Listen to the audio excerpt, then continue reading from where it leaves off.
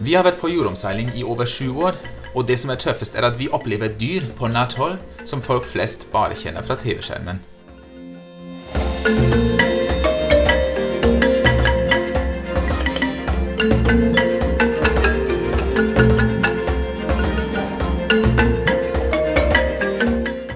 Velkommen til Amanda Sailing julekalender episode 18. I dag det 18. desember, og dagens dyr kjenner folk flest bare fra butikkhyller.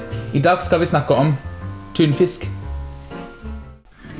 Vi begynte å fiske ombord da vi krysset Atlanterhavet. Dessverre uten hell. Vi brukte helt vanlig utstyr. Vi brukte litt hemmelig våpen, men det ble ikke noe fisk, og maten var deretter.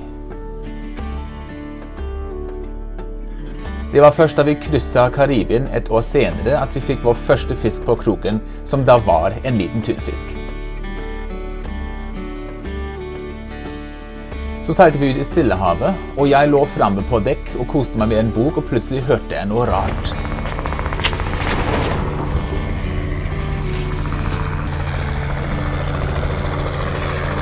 Først så trodde vi at det kanskje var en redningshelikopter som familien hjemme hadde sendt ut etter oss, men etter hvert skjønte vi at de tilhørte en svær tunfiskbåt, og det over 500 sånne båter som ute på verdenshavene, så det ikke rart at vi kan dra flere uker uten å fiske på kroken.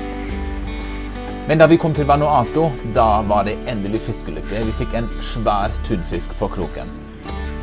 Det var selvfølgelig alt for mye kjøtt for oss 4 ombord, men heldigvis så traff vi en kompis, og han hadde ordentlig fryser ombord. Vi skal avslutte dagens episode med noen positive nyheter. I 60-70-tallet så var tunfiskbestanden I Nord-Atlanterhavet nesten utryddet. Nå har bestanden økt så kraftig igjen at noen år tilbake så kunne Norge begynne å fiske igjen. Det var alt for I dag. Kom tilbake I morgen. Ha det bra.